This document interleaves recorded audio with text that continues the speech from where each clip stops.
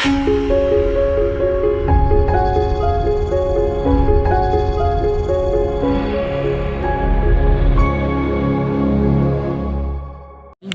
العام التنفيذي لشركة ريحاميتيك اللي كتعمل في مجال استيراد الحواسيب المحمولة والمكتبية من الديار الخارجية. كنعملوا مع بزاف ديال الشركات الرائدة في المجال، وحنا اليوم كنتواجدوا في بلدة أيت عتاب اللي فيها نظمنا نشاط حفل الختام ديال برنامج الأعمال الاجتماعية التنموية اللي كتخدم عليه ولا كتسهر على التنزيل ديالو شركة ريحاميتيك. هذا البرنامج الهدف الأسمى ديالو هو أننا نعطيو للبلاد، حيتاش السلوغان ديالنا كيعني we start with us we grow together. بدا معنا نكبروا مجموعين، ولذلك حتى احنا في البلاد نبغيو نبداو مع الناس ونكبروا كاملين. عندنا 5 ديال لي زاكس اللي كنشطوا فيهم في هاد لاكسيون سوسيال، مبادرة اكسيون سوسيال. اللاكس الاول هو تزويد الساكنه بالماء الشرب، او دونك حفرنا 17 بير اللي تحفرات في هذا اللاكس. اللاكس الثاني هو بناء او لا مساعده في المساهمه في اصلاح وبناء المساجد. ساهمنا في بناء واصلاح 2 ديال المساجد على المستوى الاقليم. اللاكس الثاني هو الاهتمام بالمدرسه العموميه اللي فيها درنا بزاف ديال الانشطه، وابرزهم هو النشاط اللي داز في نهايه الاسدس او لا السنه الفارطه ديال الدراسه، اللي فيها درنا واحد حفل تمييز التلاميذ الاوائل على مستوى دائره بزو. اللاكس الرابع اللي كنشطو فيه هو دعم الاسر المعوزه. حاليا كندعموا واحد 15 اسره اللي كنديروا ليها اللي كيتصرف ليها واحد المبلغ مالي ديال 1200 درهم للشهر.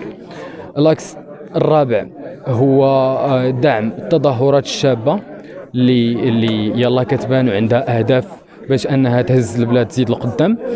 وبهذا المجال او في هذا اللاكس دمنا واحد الجمعيه ديال جمعيه المستقبل لكره القدم ب 45,000 درهم، وهي بدايه شراكه ديال سبونسورين معهم. سي بون، شكرا لكم. كنبغي نشكر السيد المدير العام التنفيذي ديال الشركه محمد امين اللي لولا هو ما كانش كاع هادشي غادي يدار، والدعم ديالو المتواصل باش اننا ننزلوا للبلاد ونخدموا في البلاد ونخليو البلاد توصل ان شاء الله. شكرا.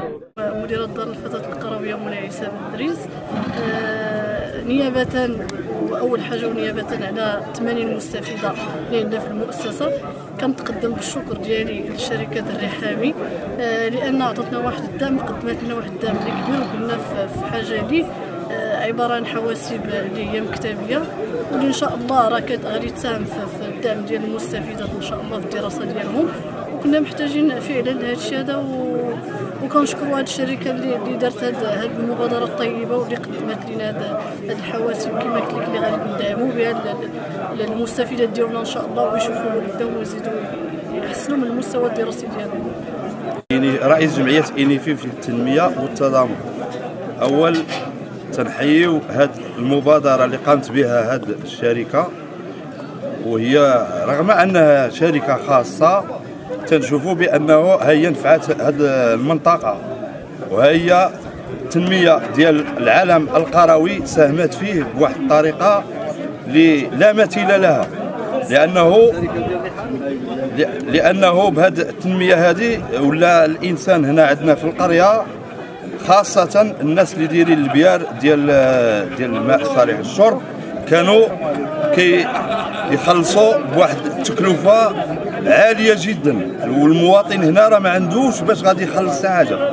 وجات هذه الشركه المشكوره وعطاتنا الطاقه الشمسيه، يعني هذه هي التنميه الحقيقيه ديال القريه، وهذه التنميه اللي ما صلناهاش من قديم. وهذا القطاع الخاص تنشوفوا الان بانه هاد الناس هادو اللي كاينين في المنطقه وعندهم شركات وكيديروا بحال هذه المبادره، لانه هذه هي التنميه الحقيقيه اللي محتاجها هذه المنطقه. في التطوير الكبير مستشار جماعي ديال معبور والمهم السي محمد راه تنشكرك مزيان، الله يجازيك بخير. راه الاجتهاد الناس راه عرفتي درنا 3 المحاولات بما فيها رئيس الجامعه راه حفرنا لهم البير الاول والو، مشينا للحوض المائي حفرنا البير ولقينا الماء موجود الماء، ولكن البير تيرذب. والمهم دابا راه تنشكروك السي محمد، الله يوصلها للوالدين وجزيل الشكر.